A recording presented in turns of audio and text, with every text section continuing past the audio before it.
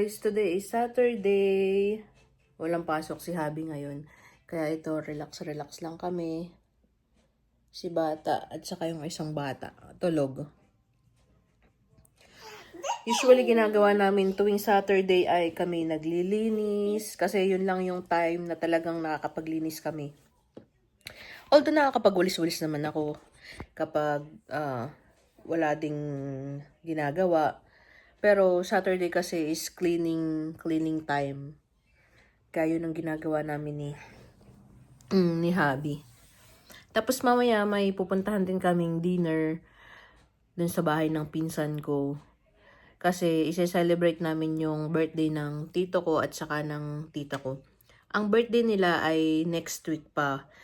Kaya isi-celebrate na namin ngayon. Kasi yung ibang pinsan namin ay may mga pasok next week. Kaya ngayon, namin isi-celebrate yung kanilang birthday. Mamaya pa namang dinner. So, marami pa kaming time para mag-ready at para maglinis. 'Di ba? Hindi naman siya maglilinis. Tagakalat lang. Maganda ng panahon dito, guys. Oh, see? Mainit na sa labas. Pero minsan, alam nyo yung hangin, may kasama pa talaga siyang lamig. Kaya hindi pa talaga siya totally summer.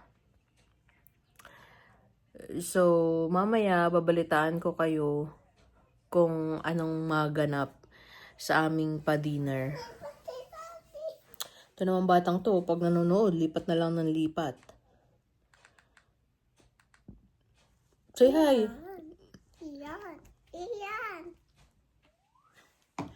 Balitaan ko na lang kay mamaya. Bye! Hello guys, pupunta na kami ngayon sa bahay ng pinsan ko at may pa-dinner doon. Hi, say hi! Si Kael, tas ito yung baby ko. Say hi! Hello! Say hi! Saka si husband. Dadalang kami ng DQ kasi bibili kami ng cake para sa my birthday. Mamaya na lang. Bye-bye! Thank you, Lodi.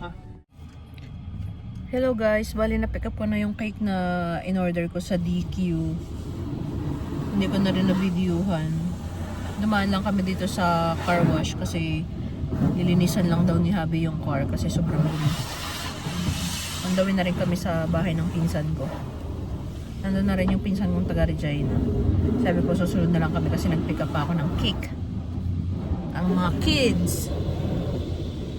Si Justin. Mamaya na lang ulit. Bye-bye! Happy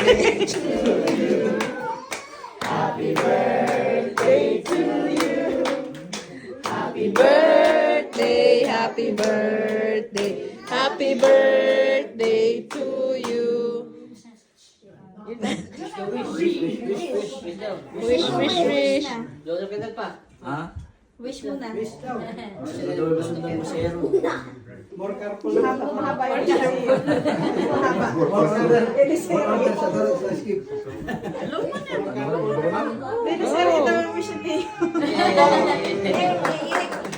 Sa bahay, nakauwi na kami. Anong oras na ba? 10:30 na yata. Hindi, 10:15. Nakauwi na kami dito sa bahay. So, yun lang naman yung vlog ko for today. Kung di ka pa nakasubscribe sa channel ko, just subscribe, Mommy Jean Diaries.